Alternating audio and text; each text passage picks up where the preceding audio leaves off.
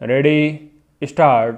किसी भी अस्पताल में कोई व्यक्ति अगर इलाज या चिकित्सा सहायता के लिए पहुंचता है तो वह जीवन की उम्मीद से भरा होता है, लेकिन अस्पताल जैसी जगह में भी किसी आपात स्थिति नहीं बल्कि महज लापरवाही और संवेदनहीनता की वजह से अगर किसी की जान चली जाए तो यह समूची व्यवस्था पर एक सवालिया निशान है।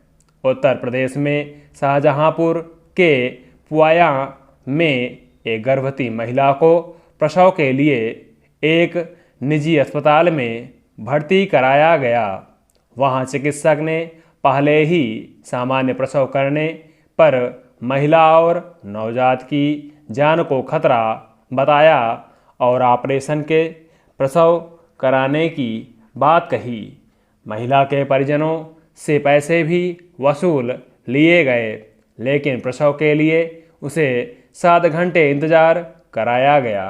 डॉक्टरों और अस्पताल कर्मियों के टालमटोल और संवेदनहीनता के बीच गर्भवती महिला की हालत बिगड़ती चली गई और आखिरकार उसकी जान चली गई।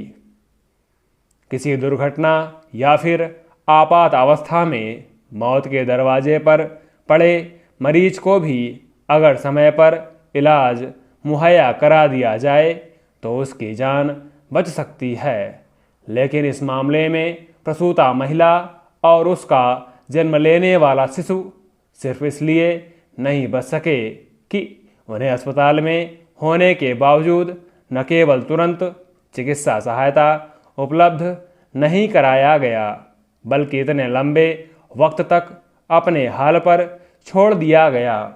देश भर में असमय ही होने वाली जच्चा बच्चा की मौत के मामलों में क्या इस तरह की घटनाओं की भूमिका नहीं है? अगर किसी भी अस्पताल में ऐसी घटनाएं होती हैं तो उसकी जिम्मेदारी किस पर आएगी?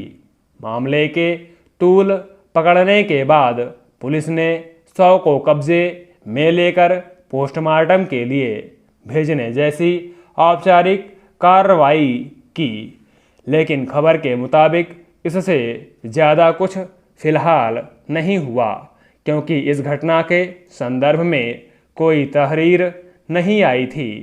सवाल है कि लापरवाही से हुई मौत की समूची घटना सामने और साफ होने के बावजूद जिम्मेदारी तय करने की प्रक्रिया इतनी जटिल क्यों है? उत्तर प्रदेश में हुई यह घटना इस तरह का कोई अकेला वाकया नहीं है।